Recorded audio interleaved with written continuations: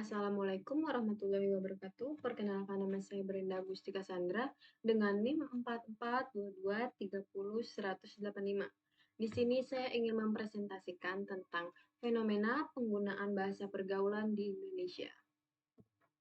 Rangkuman dari materi saya yaitu tentang pengertian bahasa pergaulan, dampak positif dan negatifnya, contoh penggunaan bahasa gaul, dan cara menjaga keseimbangan antara bahasa gaul dan bahasa Indonesia.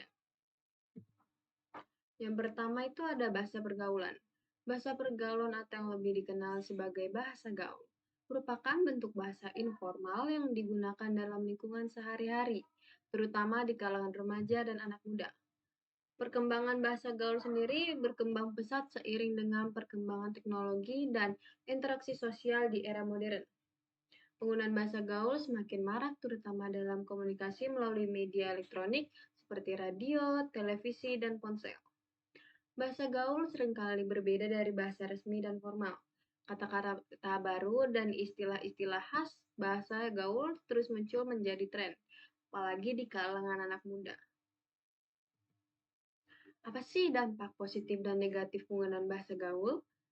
Di sini ada dampak positifnya. Yang pertama, peningkatan kreativitas bahasa.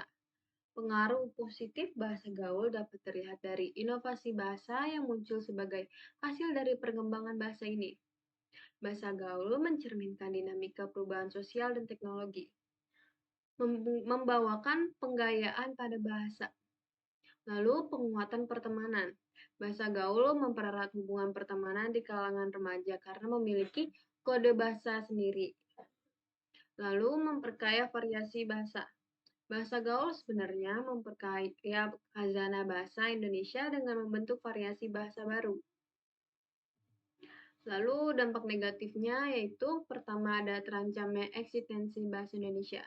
Bahasa gaul sering digunakan dengan bahasa gaul sering berbeda dengan bahasa formal.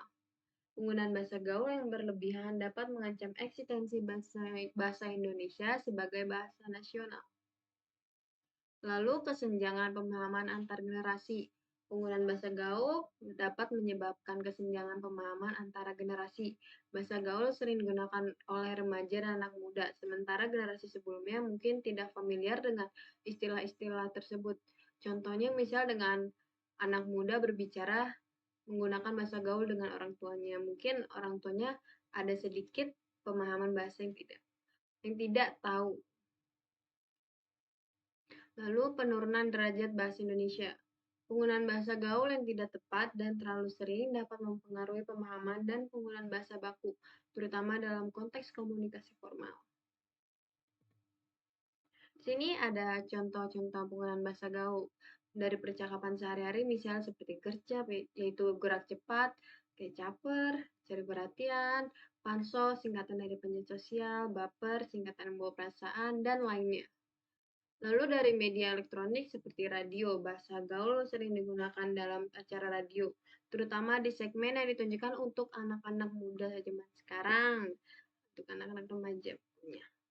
Lalu televisi, program televisi seperti talk show atau reality show juga sering memperlihatkan penggunaan bahasa gaul. Ponsel dan jejaring sosial, bahasa gaul menjadi populer melalui pesan teks, media sosial, dan platform komunikasi digital lainnya. Bagaimana cara menjaga keseimbangan antara bahasa gaul dan bahasa Indonesia yang baik dan benar? Yang pertama, melalui pendidikan dan kesadaran. Pendidikan formal, yaitu sekolah dan perguruan tinggi perlu memperkuat pemahaman tentang bahasa Indonesia yang baik dan benar. Lalu melakukan kampanye kesadaran, kampanye di media sosial dan media massa untuk mengajak masyarakat menggunakan bahasa Indonesia yang baik dan benar. Kampanye ini dapat melibatkan selebriti, influencer, dan tokoh-tokoh masyarakat lainnya. Lalu penggunaan bahasa gaul yang bijaksana dalam konteks memahami konteks penggunaan bahasa gaul. Gunakan bahasa gaul dengan bijaksana terutama dalam situasi formal atau resmi. Media sosial. Di era digital, penggunaan bahasa gaul sering terjadi di media sosial. Jadi, berhati-hati dalam memilih kata dan hindari penggunaan yang tidak pantas. Lalu membaca dan menulis aktif. Dari membaca, kita bisa membaca banyak buku, artikel, dan berita dalam bahasa Indonesia karena dapat membantu memperkaya kosakata dan memahami struktur kalimat yang benar.